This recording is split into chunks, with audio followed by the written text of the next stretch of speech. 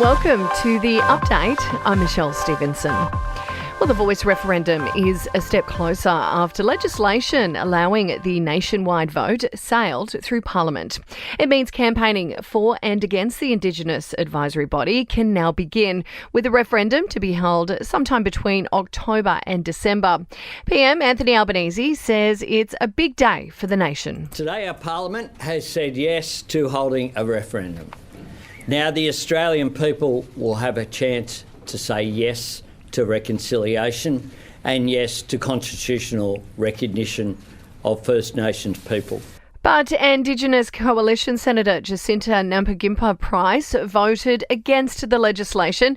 She's arguing that the voice is divisive and emotionally manipulative. The goodwill of many non-Indigenous Australians is being exploited by those who seek to profit in money, clout or power off the real problems being faced by marginalised Australians.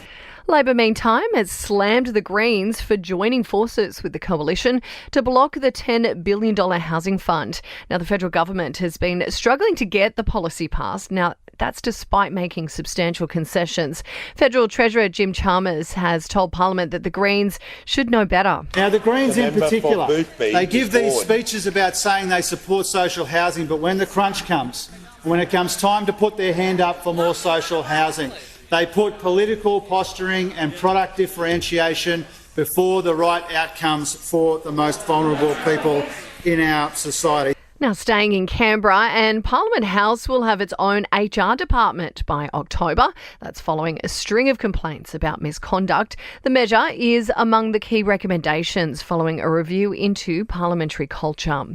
A new report claims Australia needs to get off natural gas for any hope of achieving net zero emissions by 2050. The Grattan Institute report calls on states and territories to set an exit date to ensure households and businesses aren't left behind. And it's been revealed many sports supplements like protein shakes still don't have a clear description of contents. An Australian audit has found many of the products don't display mandatory warnings or list the correct energy content. Now, sport and entertainment are next.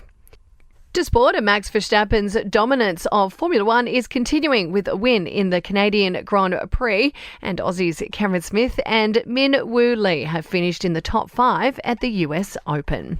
In your entertainment news, now Jennifer Lopez has shared a pretty raunchy pic of a shirtless Ben Affleck for Father's Day. The singer sharing photos and video of her hubby on Insta in a parenting appreciation post.